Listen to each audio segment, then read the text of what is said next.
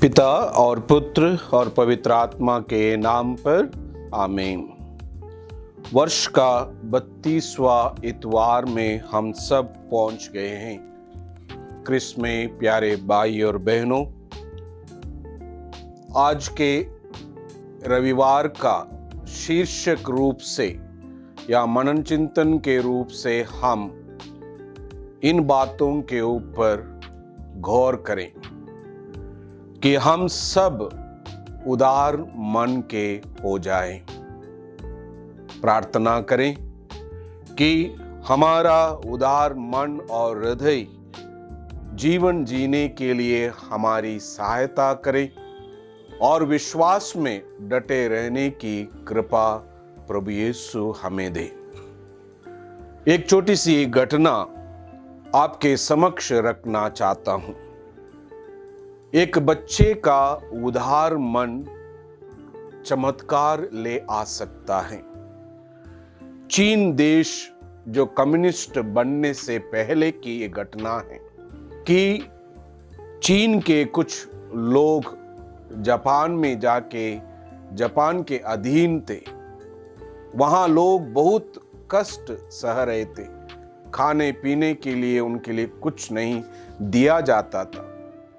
तो एक नन्हे बच्चे ने चीन में अपना पॉकेट मनी बचाकर एक साइकिल लेना चाहता था, लेकिन परिस्थिति को देखते हुए उन्होंने उन पैसों से एक बेकरी में जाकर कुछ ब्रेड इकट्ठा किया और उसको लेकर अपनी चाइनीज रिलीफ कमेटी के सदस्यों के समक्ष रखा और कहा कि ये मेरा तोहफा उन लोगों के लिए है जो जापान में दुख तकलीफ सह रहे हैं। तो ये देखकर कमेटी के मेंबर लोगों में तरस आया। वे वापस बेकरी चले गए। अपने पॉकेट से और कुछ अन्न उसमें डालते हुए एक बड़ा सा पैकेट बनाया और बच्चे के समक्ष उसको रखा और उसमें एक लेबल डाला कि पेट्रियोटिक ब्रेड कहकर, ताकि ये जो तोहफा उन लोगों तक पहुंच सके। बच्चा चले जाने के बाद उन कमिटी मेंबर्सों ने उन ब्रेड को भेजकर और कुछ पैसा इकट्ठा किया। उस लड़के के पास केवल 3 पाउंड थे। कमिटी मेंबर्सों ने और 10 पाउंड डाला और इस ब्रेड को भेजकर करीब 300 पाउंड इकट्ठा करते हुए उन्होंने उस जापान देश के चीनी लोगों के पास भेजा।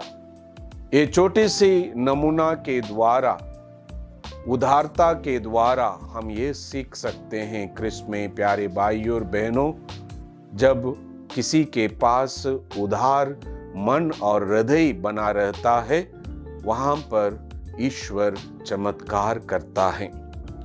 इसीलिए सहायता करना, अच्छाई के गुणों को दूसरों तक पहुंचाना न केवल बड़ों का, बुजुर्गों का, नेताओं का कार्य ना रहा, बल्कि हम सबों का यह कार्य बना है। इसलिए आज के दिन जब हम प्रभु यीशु के इन वचनों को हम सुनेंगे तो हमारा मन उस उदारता के ओर जाना है। उस उदारता को हमारे जिंदगी में कार्यरत करना है। आज के पहले पाठ में हम देखते हैं कि विधवा स्त्री का उदारता हमें प्रेरणा प्राप्त करती है। हमें बताया गया है कि राजाओं के पहले ग्रंथ में कि किस प्रकार एलियस सरेप्ता गया और वहां पहुंचकर ईश्वर के बताए हुए मार्ग पर चलकर उस मरुभूमि में उसने जीवन बिताया कि वहां पर उन्हें काना प्राप्त होगा और वहां से चलकर वे एक जंगल में चले जाते हैं और वहां पर एक स्त्री से वो भेंट करते हैं। वो स्त्री विधवा थी और उनसे पूछते हैं, मुझे थोड़ी सी रोटी दे दो। तत्पश्चात वो पानी के लिए भी पूछते हैं। ये दो घटना खास करके हमें विधवा स्त्री की परिस्थिति को भी बताता है कि अपने इकलौते बेटे के साथ रहकर मुट्ठी भर आटा उनके घर में और एक कुप्पी में थोड़ा सा तेल बना था, उसके बेटे को खिलाने के लिए रखा हुआ था। इसलिए विधवा स्त्री एलियस से कहते हैं हमारे पास कुछ भी नहीं। फिर भी एलियस स्त्री से कहते हैं मुझे उससे रोटी बना के दे दो। विधवा स्त्री अपनी उदारता को दिखाते हुए एलियस को रोटी बनाकर खिलाती है। उस समय से लेकर उस घर में ना आटा की कमी ना तेल की कमी होती है। इसलिए विधवा स्त्री की उदारता हमें प्रेरणा प्राप्त करती है कि उन्हें रोटी और पानी देखकर उनके परिवार में किन्हीं चीजों की कमी नहीं हुई। इसलिए ईश्वर सबों को उदार मन और हृदय का जीवन बिताने के लिए बुलाते हैं।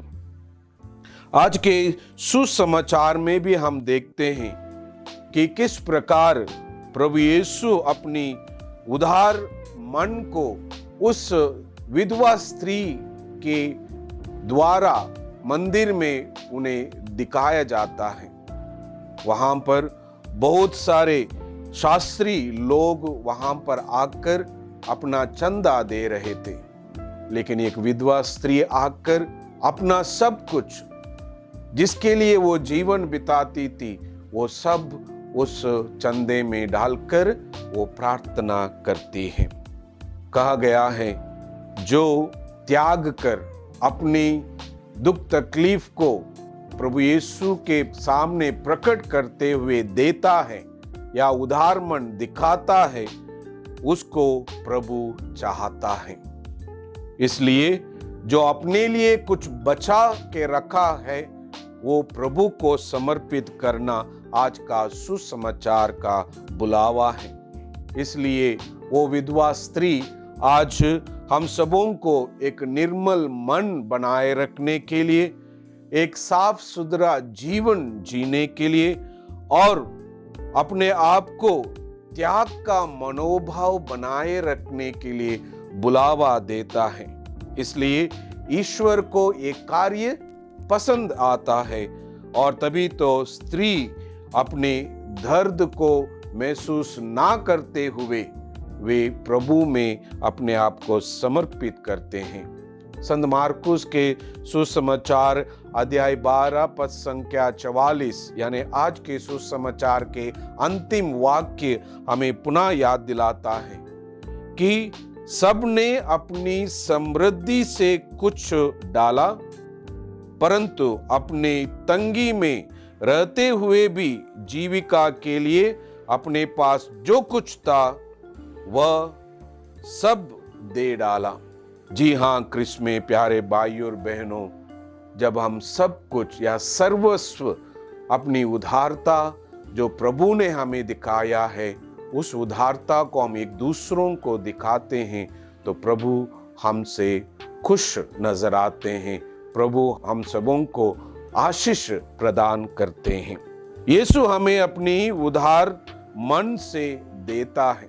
कई घटनाएं इस प्रकार हैं कि प्रभु यीशु के पीछे लोग हजारों में उनके पीछे चले जाते थे, खाने के लिए, मन की शांति के लिए, चंगाई के लिए, उपदेश सुनने के लिए, यानी लगातार प्रभु यीशु के पीछे बहुत सारे लोग थे। संत योहन के सुसमाचार अध्याय 10 पद संख्या 10 में हम सुनते हैं या पढ़ते हैं, मैं इसलिए आया हूं कि वे जीवन प्राप्त करें और परिपूर्ण जीवन प्राप्त करें।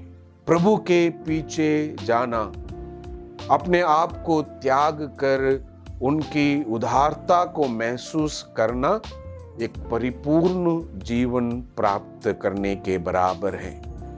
इसलिए यीशु अपनी उदारता हर एक वक्त, हर एक घटनाओं में, हर एक विचार विमर्श में और हमारी जीवन के अनुभवों में वो दिखाते हैं, ताकि हम उसे पहचानें और उसके पीछे चलें।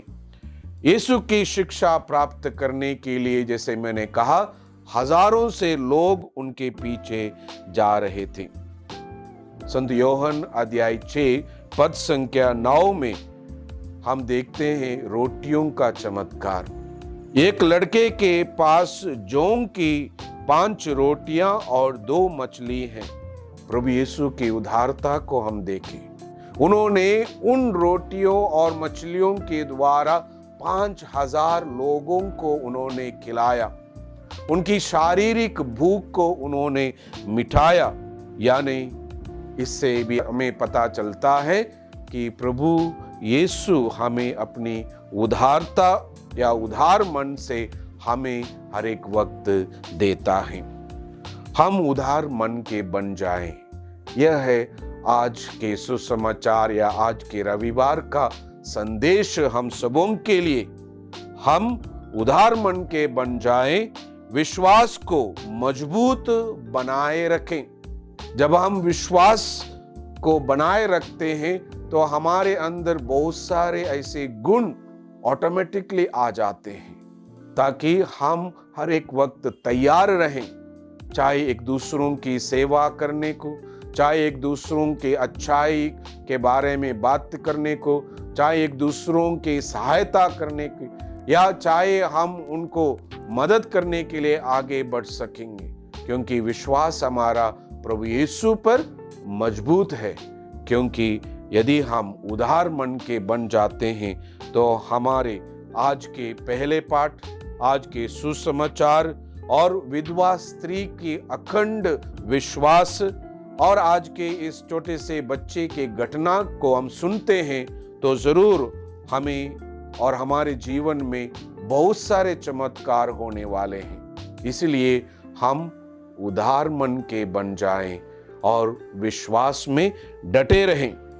खास करके यदि हम प्रभु से प्रार्थना करते हैं कि हमारे लिए उदारता कहाँ से मिल सकती है, ये कोई मार्केट में खरीदने वाली चीज नहीं है। ये हमें लगातार हमारी व्यक्तिगत प्रार्थनाओं के द्वारा और प्रभु यीशु क्रिस्त के यूकरिस्तीय समारोह के द्वारा, जो उन्होंने अपने आप को इस बलिवेदी में देखकर हमारे लिए अपना उदारता को दिखाया, और वही उदारता को मुझे अनुभव करना है।